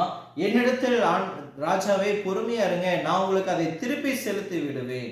பிரியமானவர்களே, நமக்கு 20, 30, 40 முறை திரும்ப திரும்ப அந்த மனிதனுக்கு வாழ்நாள் கொடுத்திருந்தாலும் கூட அந்த தொகையை அவனால் என்ன செய்திருக்க முடியாதுங்க, அங்க கொடுத்திருக்க முடியாது. அப்ப இந்த இடத்துல இந்த கடன் பட்டவன் என்ன செய்யறாங்க? பொறுமைக்காக அவன் கெஞ்சுகிறான். தான் கடனை செலுத்த அவனுக்கு அதிக நேரம் தேவைப்படுகிறது. அவன் கீழே விழுந்து ராஜாவினிடத்துல வணங்குகிறான். நான் எல்லாவற்றையும் உங்களுக்கு திருப்பி செலுத்தி விடுவேன் என்று அவன் கெஞ்சுகிறான். பிரியமானவர்களே, ஆனாலும் அந்த கடன் அவன் செலுத்த முடியாத கடன். இன்னொரு விஷயத்தை பாருங்க, இங்க பாலஸ்தீனத்துல அந்த காலத்துல வேதாம் இந்த ஊமை சொல்லப்பட்ட காலங்கள்ல சராசரி ஒரு மனுஷனுடைய தினசரி கூலி என்ன என்று சொல்லி பார்க்கும் பொழுது 1 ஷில்லிங், அதாவது 17 சென்ட் அப்படிங்கிறத நம்ம பார்க்கிறோம். இந்த விதத்துல பார்க்கும் பொழுது கிட்டத்தட்ட அந்த மனிதன் அந்த ராஜாவினிடத்துல பெற்றுக்கொண்ட அந்த கடன்களை தீர்ப்பதற்கு 3,07,000 ஆண்டுகள் தேவைப்படும். இன்னும் சரியா சொல்லணும் அப்படின்னா 3,07,000 ஆண்டுகள் அல்ல, 3,07,692 ஆண்டுகள் ஆகும். நினைச்சு பாருங்க, அவனால 3,07,692 ஆண்டுகள் வாழ முடியுமா? சரி, லட்சமெல்லாம் வேண்டாம், 692 ஆண்டுகள் வாழ முடியுமா? அல்லது 92 ஆண்டுகளாவது முழுமையா அவனால வாழ முடியுமா? கண்டிப்பா முடியாது.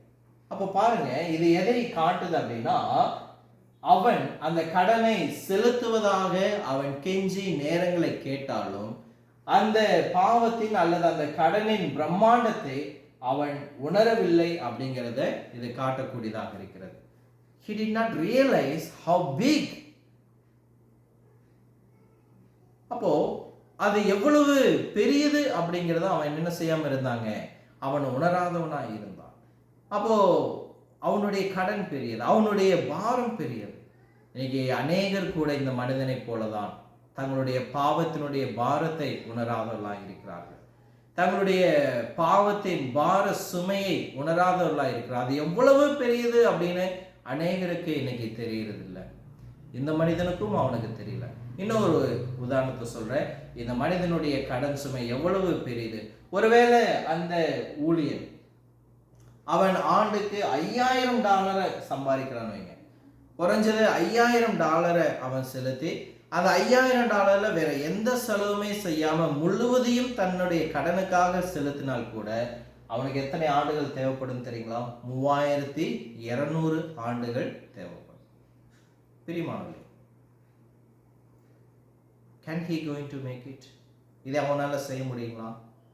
நம்மளால 90 ஆண்டுகள், 70 ஆண்டுகள், 100 ஆண்டுகளே என்ன செய்ய முடியாதுங்க, நம்ம வாழ்வது ரொம்ப கடினம். அப்ப அந்த முதல் நூற்றாண்டிலிருந்து இப்ப வரைக்கும் சொல்லப்பட்ட அந்த மனிதன், சொல்லப்பட்ட ஊமையினுடைய நாட்கள்ல இருந்து இன்னைக்கு வரைக்கும் அந்த மனிதன் ஆண்டுதோறும் $5,000 செலுத்தி வந்தா கூட is not going to make it. அல்லது ஒருவேளை ஒரு ஆண்டுக்கு $10,000, அது ரொம்ப சுலபம். ஒரு கணக்குக்காக இந்த கடன் சுமை எவ்வளோ பெருசு அப்படிங்கிறதுக்காக ஒரு $10,000 மாசத்துல சம்பாதிச்சு அதையும் அவன் அப்படியே கடனுக்காக செலுத்தினாலும், அப்படி இருந்தாலும் அவனுக்கு எத்தனை ஆண்டுகள் வேணுங்க? 1,600 ஆண்டுகள் அவனுக்கு தேவைப்படுகிறது. பிரியமானவர்களே, நீங்க 20,000 போடுங்க, அதுலயும் என்ன செய்யுங்க, இது மாறி வரும். அவன் அத்தனை ஆண்டுகள் இருக்க போறதில்லை. அப்போ இந்த மனிதன் தன்னுடைய கடன் சுமையை உணராதவனாய், எனக்கு கொஞ்சம் நேரம் கொடுங்கள், நான் கடனை செலுத்தி விடுகிறேன் என்கிற மனப்பான்மை அவனிடத்துல என்ன செய்ததுங்க, இருந்தது. மன்னிக்கவும், எனக்கு கொஞ்சம் நேரம் கொடுங்கள், நான் கடனை செலுத்தி விடுகிறேன் என்ற மனப்பான்மை அவரிடம் இருந்தது அப்படின்னா கண்டிப்பா இல்லை. ஏன்னா அவனால் அதை என்ன செய்ய முடியாதுங்க, அந்த கடனை செலுத்தவே முடியாது. பிரியமானவர்களே, பழைய பாட்டுல வேதாமத்தினுடைய நாட்களில் நாம் பார்க்கும் பொழுது கடனுக்காக மனிதர்களை விற்பது ஒரு வழக்கமாக இருந்தது. அது நம்ம எங்க பார்க்கலாம் அப்படின்னா 2 ராஜாக்கள் 4ஆம் அதிகாரம் 1வது வசனத்துல நம்ம பார்க்கலாம். 1 யோவான் 4ஆம் அதிகாரத்துல அன்பில்லாதவன் தேவனை அறியான், தேவன் அன்பாகவே இருக்கிறார் என்று என்ன செய்யப்படுதுங்க, சொல்லப்படுது. அப்போ நாம செலுத்த முடியாத கடனுக்காக தேவன் உங்கள் மீதும் என் மீதும் அவர் அன்புள்ளவராக இருந்து நம்முடைய கடன்களை என்ன செய்தாருங்க? அவர் மன்னித்தார். தன்னுடைய ஒரே பேரான குமாரன் இயேசு கிறிஸ்துவை அவர் சிலுவையில் அறைந்ததின் மூலமாக நம்முடைய கடன்களை அவர் மன்னித்திருக்கிறார். எபேசியர் புத்தகம் 2ஆம் அதிகாரம் 4வது வசனத்தில் தேவனோ இரக்கத்தில் ஐஸ்வர்யம் உள்ளவராய் நம்மில் அன்பு கூர்ந்து தம்முடைய மிகுந்த அன்பிலே நம்மை அவர் மன்னித்தார். பிரியமானவர்களே, தேவன் நம் மீது அன்பாய் இருந்தபடியால் உங்களுடைய என்னுடைய பாவங்களை அவர் மன்னித்தார். உண்மையாகவே நம்முடைய தேவன் அவர் இரக்கத்தில் ஐஸ்வர்யம் உள்ள தேவன் என்பதை நீங்கள் சிந்தித்து பாருங்கள்.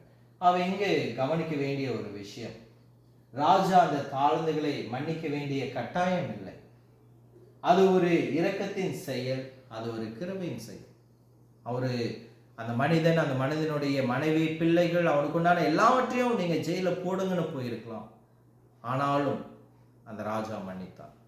அது அவருடைய இரக்கத்தின் செயல், கிருபை. அதே போல நம்முடைய தேவன் நாம செய்த பாவத்திற்காக இயேசு கிறிஸ்துவை அவர் பலியாக ஒப்பு கொடுக்க வேண்டுங்கிற அவசியம் கிடையாது. நம்ம எல்லாம் அப்படியே நரகத்துல போட்டுட்டு அவர் பாட்டுக்கு போயிருக்கலாம்.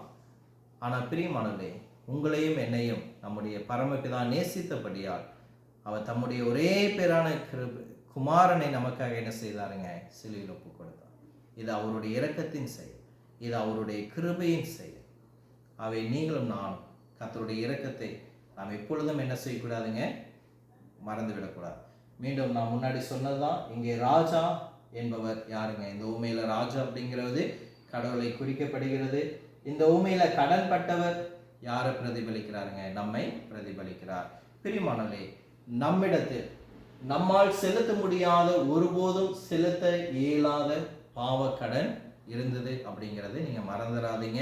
இது ரோமர் 5ஆம் அதிகாரம் 8-9 வசனங்கள்ல பவுல் சொல்லும் பொழுது, நாம் பாவிகளாய் இருக்கையில் கிறிஸ்து நமக்காக மரித்ததினாலே தேவன் நம்மேல் வைத்த தமது அன்பை விளங்க பண்ணுகிறார். இப்படி நாம் அவருடைய இரத்தத்தினாலே நீதிமான்களாக்கப்பட்டிருக்கிற அவர் மூலமாய் கோபாக்கினைக்கு தப்பி ரட்சிக்கப்படுவது அதிக நிச்சயம் அல்லவா? பிரியமானவர்களே, அவருடைய இரக்கத்தினால மாத்திரம்தான் நாம் என்ன செஞ்சிருக்கிறோமாங்க? தேவனுடைய கோபாக்கினைக்கு நம்ம தப்பிக்க நம்ம ரட்சிக்கப்பட்டு, நம்முடைய தேவன் நம்ம மீது பாராட்டின அவருடைய அளவற்ற, அவருடைய எல்லை இல்லாத ஈவுகளுக்காய் நாம் கர்த்தருக்கு நன்றி சொல்லுவோம். என்னால் செலுத்த முடியாத கடனை எனக்காக செலுத்தின நம்முடைய தேவனுக்கும் ஆண்டவராகிய இயேசு கிறிஸ்துவுக்கும் நாம் கண்டிப்பாக நம்முடைய வாழ்நாள் முழுவதும் நாம் நன்றி செய்ய வேண்டியது அவசியமாக இருக்கிறது. அப்ப இங்க தேவன் எனக்காக என்னால் செலுத்த முடியாத கடனை அவர் செலுத்தி விட்டார். ஆனால் நீங்கள் எனக்கு ஒரு சிறிய தீங்கு செய்தீர்கள், நீங்க அதை சரி செய்ய முயற்சிக்கும் பொழுது அதற்கு நான் கடினம், நான் உன்னை மன்னிக்க மாட்டேன் என்று சொன்னால் அதனுடைய நிலைப்பாடு என்ன? நாம செய்ய முடியாத, திருப்பி செலுத்த முடியாத பாவத்தையே நம்முடைய தேவன் மன்னித்திருக்க, நமக்கு விரோதமாய் ஒரு சகோதரன் செய்ய ஒரு சிறிய பாவத்தை அவர் மனம் திரும்பி வரும் பொழுது நான் மன்னிக்க மாட்டேன் அப்படின்னா அதுல நியாயம் இல்லை. அப்போ தேவன் என் மீது வைத்திருக்கக்கூடிய ஒரு மனப்பான்மை இந்த சூழ்நிலையில் எப்படி இருக்கும்? எப்படி சொல்பவர்களை பார்த்து நாம சொல்லும் பொழுது நம்ம அநேகரை இப்படி சொல்களை பார்க்கக்கூடியதா இருக்கிறோம். அவங்க என்ன சொல்றாங்க? நான் உயிரோடு இருக்கும் வரை அந்த ஆளை நான் மன்னிக்க மாட்டேன், அவர்கள் ஒருபோதும் பரலோகத்துக்கு போக மாட்டார்கள். தெரியுமானவர்களே, இந்த ஒரு மனப்பான்மை தவறான மனப்பான்மை. அவனை நான் உயிருள்ள நாள் வரைக்கும் மன்னிக்க மாட்டேன்ங்கிற ஒரு மனப்பான்மை நமக்கு இருந்ததுன்னா அந்த மனப்பான்மையோடு நாமும் என்ன செய்ய மாட்டாங்க? நாம பரலோகத்துக்கு போக மாட்டோம். உங்களுக்கும் எனக்கும் மன்னிக்கக்கூடிய ஒரு மனப்பான்மை அவசியமாக இருக்கிறது. பிரியமானவர்களே, அந்த மனிதன் உண்மையான மற்றும் ஜீவனுள்ள தேவனுக்கு முன்பாக திவானாகி நிற்கிறான். நீங்களும் நானும் அந்த தேவனுக்கு முன்பாக நாமும் ஒன்றுமில்லாதவர்களாய் நிற்கிறோம். இந்த ஊமையில சொல்லப்பட்ட மனிதன் எப்படி வெறுமையா ஒன்றுமில்லாதவனாய் ராஜாவுக்கு முன்னாடி நின்னாரோ அதே போலதான் உங்களுடைய நிலைமையும் என்னுடைய நிலைமையும். நம்மிடத்தில் உள்ள அனைத்துமே அது தேவனுக்கு சொந்தமானது. அவருக்குன்னு கொடுப்பதற்கு நம்மிடத்துல ஒன்றுமே இல்லை. சங்கீதம் 24:1 அதை தான் சொல்லுது, பூமியும் அது நிறைவும் உலகமும் அதில் உள்ள குடிகளும் கர்த்தருடையது. அப்போ எல்லாமே கர்த்தருக்கு உண்டானதா இருக்கும் பொழுது கர்த்தருக்காக நாம் எவைகளை செலுத்த முடியும்? அவர் முன்பதாக நாம் ஒன்றுமே இல்லாதவர்கள், அவருக்கு முன்பாக நாம வெறுமையானவர்கள் அப்படிங்கிறத நாம் புரிந்து கொள்ள வேண்டும். இன்றைக்கு அநேக நாத்திகவாதிகள் கடவுள் இல்லை அப்படின்னு சொல்றவங்க, எனக்கு தேவன் தேவையில்லை, கடவுள் தேவையில்லை அப்படிங்கிற ஒரு குணாதிசயத்தோடு அவர்கள் வாழ்ந்து கொண்டிருக்கிறார்கள். பிரியமானவர்களே, அவங்க வாயில வேணா சொல்லிக்கலாம் கடவுள் இல்லாம என்னால வாழ முடியும் அப்படின்னு. ஆனா உண்மையா கடவுள் இல்லாம அவர்களால வாழ முடியாது. எப்படி? கடவுள் கொடுத்த காற்று இல்லாம அவங்க எப்படி சுவாசிக்க முடியும்? கடவுள் கொடுத்த பூமி இல்லாம அவங்க எப்படி இந்த பூமியில வாழ முடியும்? கடவுள் கொடுத்த இந்த சரீரம் இல்லாம அவங்க எப்படி இந்த உலகத்துல வாழ முடியும்? கடவுள் கொடுத்த இந்த ஆத்மா இல்லாம அவர்கள் எப்படி வாழ்ந்திருக்கிறார்கள்? பிரியமானவர்களே, வாயில வேணா சொல்லிக்கலாம் கடவுள் தேவையில்லைன்னு. ஆனா அவர்கள் இந்த உலகத்துல வாழக்கூடிய, இந்த உலகத்தில் அனுபவிக்கக்கூடிய, இந்த உலகத்தில் சுதந்திரிக்கக்கூடிய ஒவ்வொரு விஷயங்களும் அவர்கள் கடவுளால் உருவாக்கின, கடவுளால் கொடுத்த காரியத்துல தான் அவர்கள் வாழ்ந்து கொண்டிருக்கிறார்கள். பிரியமானவர்களே, தேவன் இல்லாமல் தான் எதையும் சாதிக்க முடியும் என்று அவர்கள் நினைத்து கொண்டிருக்கிறார்கள். ஆனால் உண்மையாக தேவன் இல்லாமல் அவர்களால் ஒன்றும் செய்ய முடியாது. சரி, இந்த உண்மையில நாம் கற்றுக்கொள்ளக்கூடிய அடுத்த முக்கிய பாடம் 3 மத்தேயு 18ஆம் அதிகாரம் 28லிருந்து 30வது வசனம் வரை. அப்படி இருக்க அந்த ஊழியக்காரன் புறப்பட்டு போகையில் தன்னிடத்தில் 100 வெள்ளி பணம் கடன் பட்டிருந்தவனாகிய தன் உடன் வேலைக்காரர் ஒருவனை கண்டு அவனை பிடித்து தொண்டையை நெரித்து, நீ பட்ட கடனை எனக்கு கொடுத்து தீர்க்க வேண்டும் என்றான். அப்பொழுது அவனுடைய உடன் வேலைக்காரன் காலில் விழுந்து, என்னிடத்தில் பொறுமையாயிரும், எல்லாவற்றையும் உமக்கு கொடுத்து தீர்க்கிறேன் என்று அவனை வேண்டிக் கொண்டான். அவனோ சம்மதியாமல் போய் அவன் பட்ட கடனை கொடுத்து தீர்க்கும் அளவும் அவனை காவலிலே போடுவித்தான். பிரியமானவர்களே, இந்த ஒரு விஷயத்தை உங்களால நம்ப முடியுதுங்களா? இந்த ஒரு மனிதன் தான் செலுத்த முடியாத, எத்தனை வருடங்கள் ஆனாலும் மாதத்திற்கு $5000 $10,000 என்று செலுத்தினாலும் செலுத்த முடியாத ஒரு கடன் மன்னிக்கப்பட்டவனாய் வெளியே வரான். ஆனா இந்த இடத்துல இந்த மனிதனுக்கு கடன் பட்ட ஒருவன் வரான். அவனுடைய கடன் எவ்வளவாங்க? 100 வெள்ளி பணம். இந்த 100 வெள்ளி பணம் அப்படிங்கிறது என்ன அப்படின்னு தெரியுங்களா? அந்த மெக்ரேவி அப்படிங்கிறவனுடைய ஒரு கமெண்ட்ரியில சொல்லியிருக்கிறாரு, இந்த 100 பென்ஸ் என்பது 15 அமெரிக்க டாலருக்கு சமம். எவ்வளவுங்க? வெறும் $15. இது ஒரு சிறிய தொகை. அந்த மனிதன் திருப்பி செலுத்த வேண்டிய ஒரு தொகை, ஈஸியா செலுத்தக்கூடிய ஒரு தொகை. அவன் வெளியே சென்று ஒரு வேலை செய்து, ஒரு சிறிய தியாகங்களை செய்து, ஒரு சிறிய நேரத்துல, குறுகிய நாள்ல டக்குன்னு என்ன செஞ்சிடலாங்க, அவன் அந்த கடனை செலுத்தலாம். ஆனால் அந்த கடனை மன்னிக்க இந்த இரக்கம் பெற்ற ஊழியனுக்கு என்ன இல்லைங்க, அவனுக்கு மனம் இல்லை. அவனுக்கு உண்டான எல்லாவற்றையும் சிறையில போட்டுட்டு அவனை சட்டை பிடிச்சிட்டு கேட்கிற, என்னுடைய கடன் எங்க அப்படின்னு அவனும் கெஞ்சுறான். ஆனா அவனுக்கு இரும்புவதற்கு இவன் என்ன இல்லைங்க, இவனுக்கு இருதயம் இல்லை. அப்போ அந்த ஊழியனுக்கு எவ்வளவு மன்னிக்காத ஒரு குணம் இருக்குது அப்படிங்கிறத பாருங்க. ஆண்டவர் அவனுடைய குணாதிசயங்களை நமக்கு வெளிப்படுத்துகிறார்.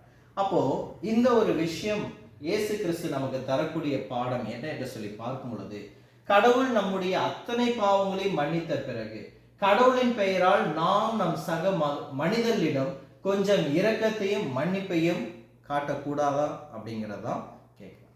இந்த மனிதன் இரக்கத்தை பெற்றான் அல்லவா? தான் பெற்ற இரக்கத்தை இன்னொருவன் மீது அவன் காட்டுவதற்கு அவனுக்கு என்ன நஷ்டம்? கடவுளால் மன்னிக்கப்பட்ட அந்த மனிதன் தன்னிடம் கடன்பட்டிருந்த மனிதனிடம் மிகவும் அன்பற்றவனாகவும் மன்னிக்காதவனாகவும் அவன் என்ன செய்தான்? நடந்து கொண்டான். ஆகவே இரக்கத்தை பெற்ற இவன் இரக்கத்தை காட்ட என்ன செய்தாங்க? அவன் மறுத்தான். இன்றைக்கு இந்த மனிதனை போலதான் இன்றைக்கு அநேகர் உலகத்தில் வாழ்றாங்க. தேவனிடத்திலிருந்து தங்களுக்கு இரக்கம் பாராட்ட வேண்டும், தேவனிடத்திலிருந்து தங்களுக்கு இரக்கம் கிடைக்க வேண்டும் என்று நினைக்கிறார்கள். ஆனால் தாங்கள் பெற்றுக்கொண்ட அந்த இரக்கத்தை தங்களுடைய சக மனிதனிடம் அவர்கள் காட்ட அங்கு முயற்சி செய்வதில்லை.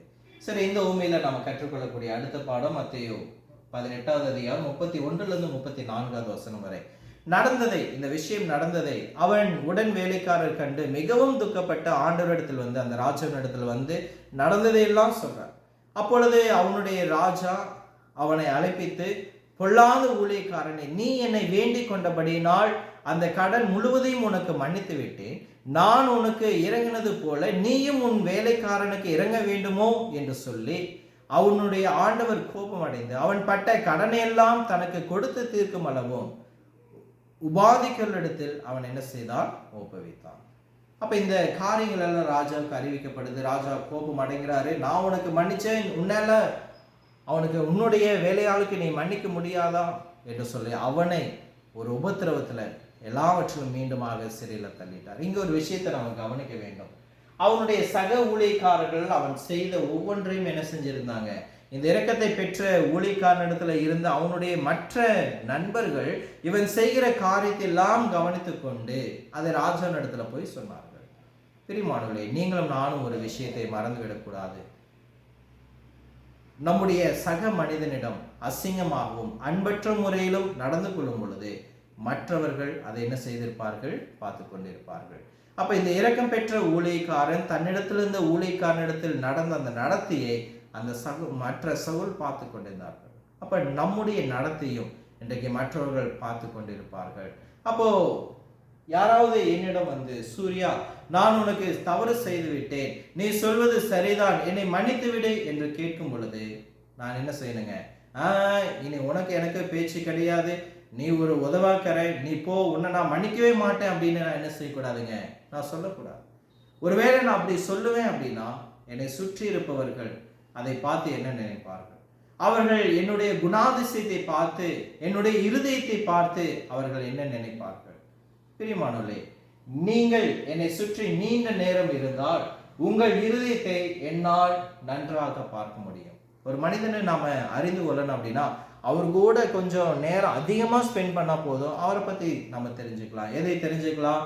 அவர்கள் நடக்கும் விதத்தை தெரிஞ்சுக்கலாம், அவர்கள் செல்லும் விஷயங்கள் நமக்கு தெரியும், அவர்கள் செல்லும் இடங்கள் நமக்கு தெரியும், அவர்கள் செய்கிற காரியங்கள் தெரியும். இன்னும் சொல்லணும் அப்படின்னா அந்த மனிதனுடைய ஒரு ஃபுல் இருதயம், அந்த மனிதனுடைய இருதயம் என்ன அப்படிங்கிறத நாம் அறிந்து கொள்ளலாம்.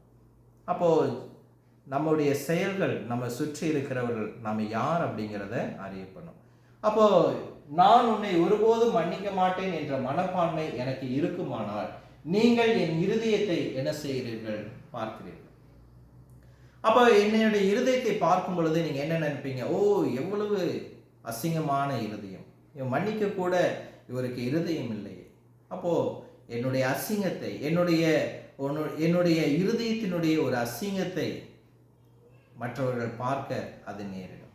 ஆகவே என் வெறுப்பு மற்றும் மன்னிக்காத மனப்பான்மையினால் நான் அதை வெளியே காட்டுகிறேன், நீங்கள் அதை என்ன செய்வீர்கள், அதை பார்ப்பீர்கள். பிரியமானவர்களே, நம்முடைய சக ஊழியர்கள் மீது வருத்தப்பட்டதாக வேதம் கூறுகிறது.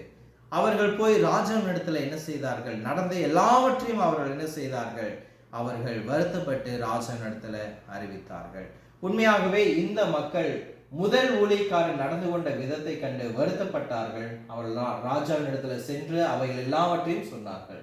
அப்ப ராஜா அவனை அழைத்து எவ்வளவு பொல்லாதவன் என்று சொல்வதை நாம் என்ன செய்யறோங்க, நாம பார்க்கிறோம். உன்னுடைய சக ஊழியனுக்கு நீ மன்னிக்க மாட்டாயா? நான் உனக்கு மன்னிச்சனே, உன்னால மன்னிக்க முடியாதா? உன்னால பணம் கொடுக்க முடியவில்லை, ஆனாலும் நான் உன்னை மன்னிச்சேன். ஆனா நீ எனக்கு கொடுக்க வேண்டிய பணம் எவ்வளவோ பெரியது, ஆனாலும் நான் உனக்கு மன்னிச்சேன்.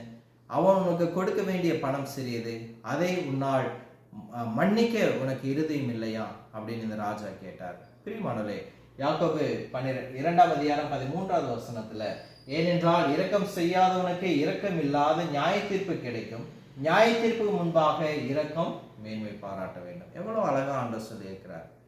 நியாய தீர்ப்புக்கு முன்பாக இரக்கம் மேன்மை பாராட்டும். நாம இரக்கம் காட்ட வேண்டும். நானும் இரக்கம் காட்டவில்லை என்றால் உனக்கு இரக்கம் கிடையாது அப்படின்னு ஆண்டவர் சொல்லிட்டார். எவ்வளவு அழகா சொல்லிட்டார். இரக்கம் செய்யாதவனுக்கு இரக்கம் இல்லாத நியாய தீர்ப்பு கிடைக்கும். If you are not going to be merciful, I am not going to show any mercy toward you.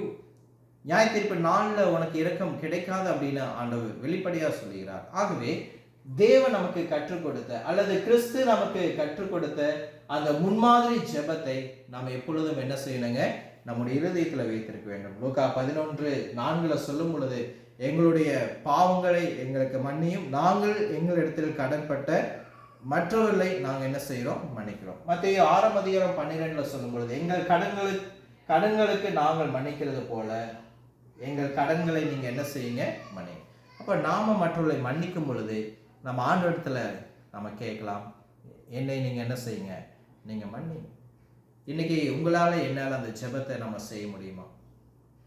ஆண்டவரே, என்னுடைய பாவத்தை மன்னிங்க, எனக்கு விரோதமாக தவறு செய்தவங்களை நான் மன்னிக்கிறேன், என்னுடைய கடன்களை மன்னிங்க, எனக்கு விரோதமாக கடன் வாங்கினவங்களை நான் மன்னிக்கிறேன். இந்த ஜெபத்தை நீங்களும் நானும் செய்வேன். இந்த உண்மையில் நாம் கற்றுக்கொள்ளக்கூடிய அடுத்த முக்கிய கருத்து மத்தேயு 18:35 நீங்களும் அவனவன் தன் சகோதரன் செய்த தப்பிதங்களை மனப்பூர்வமாய் மன்னியாமல் போனால் என் பரமபிதாவும் உங்களுக்கே இப்படி செய்வார். அப்போ இதை சிந்தித்து பாருங்கள் பிரியமானவர்களே. அந்த ராஜா எப்படி இந்த பொல்லாத ஊழியக்காரனிடம் நடந்து கொண்டாரோ அதே போலதான் நாமும் மன்னிக்காவிட்டால் நம்முடைய பரமபிதாவும் நமக்கு செய்வார் அப்படிங்கிறத இயேசு கிறிஸ்து இந்த உண்மையில சொல்லி முடிக்கிறார். நாம் இருதயத்திலிருந்து மன்னிக்க வேண்டும், உதட்டுகளிலிருந்து அல்ல அப்படிங்கிறத வசனம் சொல்லுது பாருங்க. நீங்களும் அவனவன் தன் சகோதரன் செய்த தப்பிதங்களை மனப்பூர்வமாய் அப்படின்னு என்னங்க, இருதயத்திலிருந்து, வெறும் உதட்டளவில் வாயளவில் அல்ல, இருதயத்திலிருந்து நாம் மன்னிக்க வேண்டும். அப்போ நாம் ஒரு விஷயத்தை இங்கே கவனிக்கிறோம். நாம் மன்னிக்காவிட்டால் நாமும் மீண்டும் மீண்டும் மன்னிக்கப்பட போவதில்லை அப்படிங்கிற தத்துவத்தை வேதாமம் திரும்ப திரும்ப நமக்கு போதித்து கொண்டே இருக்கிறது. மத்தேயு 6:14-15 மனுஷனுடைய தப்பிதங்களை நீங்கள் அவளுக்கு மன்னித்தால் உங்கள் பரமபிதா உங்களுக்கும் மன்னிப்பார். மனுஷனுடைய தப்பிதங்களை நீங்கள் அவளுக்கு மன்னியாதிருந்தால் உங்கள் பிதா உங்கள் தப்பிதங்களை என்ன செய்ய மாட்டார்? மன்னிக்க மாட்டார். இப்போ இயேசு கிறிஸ்து நமக்கு கொடுத்த ஒரு மிகப்பெரிய வாக்குத்தத்தம், if you forgive others you will receive forgiveness. நீங்கள் மன்னிக்கப்பட வேண்டும் என்றால் நீங்கள் மற்றவர்களை மன்னிக்க பழகி கற்றுக்கொள்ளுங்கள். ஆகவே நீங்கள் என்னிடம் சமாதானமாக பேசி உங்களுடைய வருத்தத்தை போக்க உங்களால் முடிந்த அனைத்தையும் செய்கிறீர்கள். ஆனால் நீங்கள் உங்களால் முடிந்த முயற்சி செய்தும் நான் உங்களை மன்னிக்க மறுக்கிறேன் என்றால் அது நம்முடைய கிறிஸ்துவ குணத்திற்கு அது விரோதமானது. ஆகவே எந்த ஒரு மனிதனும் மனம் திரும்பி அதை சரி செய்யும் வரை நீங்கள் மன்னிக்க வேண்டிய அவசியம் இல்லை அப்படிங்கிறதையும் புரிந்து கொள்ள வேண்டும். ஒரு மனிதன் தான் மனம் திரும்பாமல் தான் அதை சரி செய்ய வேண்டும் என்கிற எண்ணம் அவனிடத்தில் இல்லை என்றால் அந்த மனிதனை நம்ம மன்னிக்க தேவையில்லை. அது லூக்கா 17:3 நாம் முன்பதும் பார்த்தோம். இப்பொழுதும் நம்ம என்ன செய்யறோங்க, நம்ம பார்க்கிறோம். தவறு செய்யும் பொழுது கடிந்து கொள்வதில் அவசியம். அவன் மனம் திரும்பும் பட்சத்தில் அவனை ஏற்றுக்கொள்வதும் அவனை அரவணைப்பதும் அவனை மன்னிப்பதும் நமக்கு கர்த்தர் கொடுத்திருக்கக்கூடிய இன்னொரு பெரிய பாக்கியம். ஆகவே இந்த மன்னிப்பு எங்கிருந்து வரணுங்க? இருதயத்திலிருந்து வர வேண்டியது அவசியமா இருக்கிறது. மத்தேயு 5:23-24 சொல்லும் பொழுது ஆண்டவர் சொல்றாரு, ஆகையால் நீ பலிபீடத்தில் உன் காணிக்கை செலுத்த வந்து உன்மேல் உன் சகோதரனுக்கு குறை உண்டென்று அங்கே நினைவு கூர்வாயானால் அங்கேதான் பலிபீடத்தின் முன் உன் காணிக்கை வைத்து விட்டு போய் முன்பு உன் சகோதரனோடு ஒப்புரவாகி பின்பு வந்து உன் காணிக்கையை செலுத்து. அப்போ இதுதான் தேவனுடைய மனப்பான்மை. இந்த மனப்பான்மை தான் ஆண்டவர் நம்ம இடத்துல எதிர்பார்க்கிறார். நீ இருதயபூர்வமாக உன்னுடைய சகோதரனை மன்னிக்க வேண்டும். மன்னித்து பிறகு எனக்கு வந்து என்ன செய், காணிக்கை கூடு அப்படிங்கிறார். அப்போ ஒரு நம்முடைய சகோதரன் மேல் நமக்கு ஏதேனும் வருத்தம் இருந்தால் நாம் அவனிடம் எப்படி அணுக வேண்டும்? ஒருவேளை உனக்கும் இன்னொருவனுக்கும் பிரச்சனை இருந்தது அப்படின்னா அந்த பிரச்சனையை நீ எப்படி அணுகி சரி செய்ய வேண்டும் அப்படிங்கிற ஒரு விளக்கத்தையும் ஆண்டவர் மத்தேயு 18:15-17 வரைக்கும் சொல்லிக்கிறார். ஆண்டவர் சொல்றாரு, first you go to him alone. நீ முதலாவது தனியே போய் அந்த சகோதரனிடத்துல பேசு அப்படிங்கிறார். இரண்டாவதாக நீ 2-3 சாட்சிகளை எடுத்துக்கொண்டு நீ என்ன செய்ய, அவனிடத்துல போய் பேசு அப்படிங்கிறார். அப்பொழுதும் அவன் மனம் திரும்பவில்லை என்றால் நீ சபைக்கு அதை எடுத்து சென்று சபையில் அறிவி.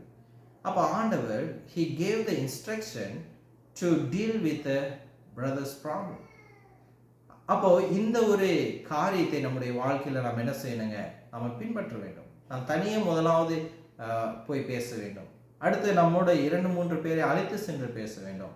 இறுதியாக தான் சபையில நாம் என்ன செய்யணுங்க, அதை சொல்ல வேண்டும். அடுத்ததாக ஆண்டவர் சொல்லும் பொழுது எபேசியர் 2:32 ஒருவருக்கொருவர் தயவாய் மன உருக்கமாய் இருந்து கிறிஸ்துவுக்குள் தேவன் உங்களுக்கு மன்னித்தது போல நீங்களும் ஒருவருக்கொருவர் என்ன செய்யுங்கள், மன்னியுங்கள். அப்போ ஆண்டவர் நமக்கு சொல்லக்கூடிய ஒரு விஷயம், உண்மையாக மனம் திரும்பும் பொழுது நீங்க ஒருவருக்கொருவர் என்ன செய்யுங்க, மன்னிங்க. வேதாமத்துல மன்னிப்பவர்களை பற்றிய ஒரு சிறந்த உதாரணங்கள் நமக்கு இருக்குது.